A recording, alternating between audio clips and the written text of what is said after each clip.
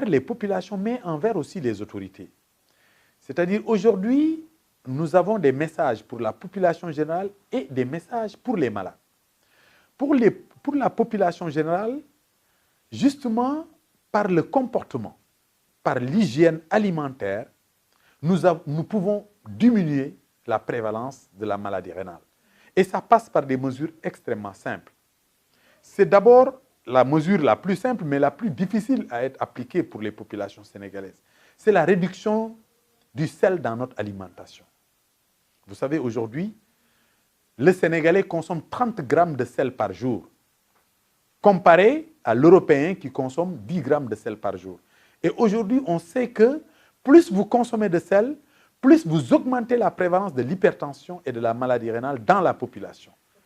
Donc, nous avons vraiment l'obligation, non seulement de sensibiliser la population pour baisser, et surtout les femmes, je dois dire, la consommation de sel dans nos plats, mais aussi éradiquer de façon définitive tous ces bouillons que nous mettons dans notre alimentation. L'autre partie, c'est la consommation de sucre et la consommation d'huile. Là aussi, il est avéré que ça a un impact. L'intoxication au tabac. Mais aussi, aujourd'hui, nous devons conseiller une activité physique régulière. Il est conseillé de faire au moins 30 minutes d'exercice physique par jour pour prévenir les maladies rénales. Alors, la notion de consommation, vous savez, malheureusement, certains membres de la population, comme les personnes âgées, ils ne boivent pas assez.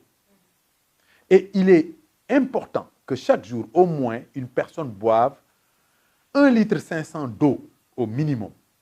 Ceci permet de prévenir la maladie rénale.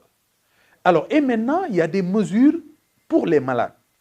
Parce qu'aujourd'hui, si vous avez 10 personnes qui sont en dialyse au Sénégal, les 6 y sont soit à cause de l'hypertension artérielle ou du diabète.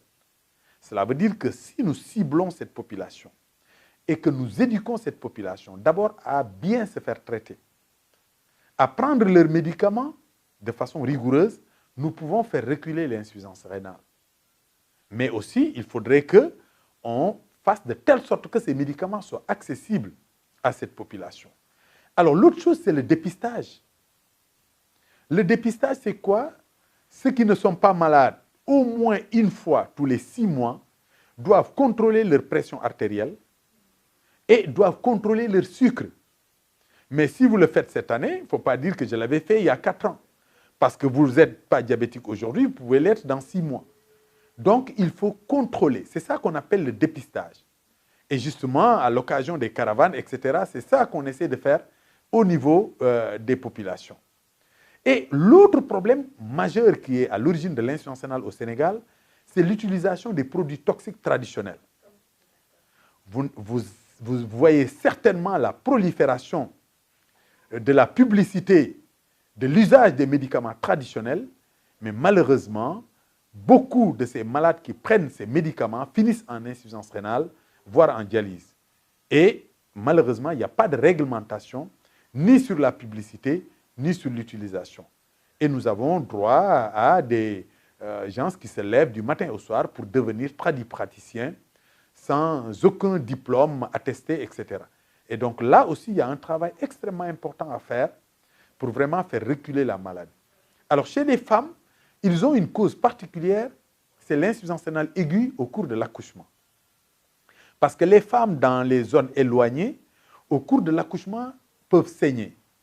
Et malheureusement, lorsqu'elles saignent et qu'elles sont loin d'une structure de santé, malheureusement, là, elles ont des complications graves, le rein s'arrête de fonctionner.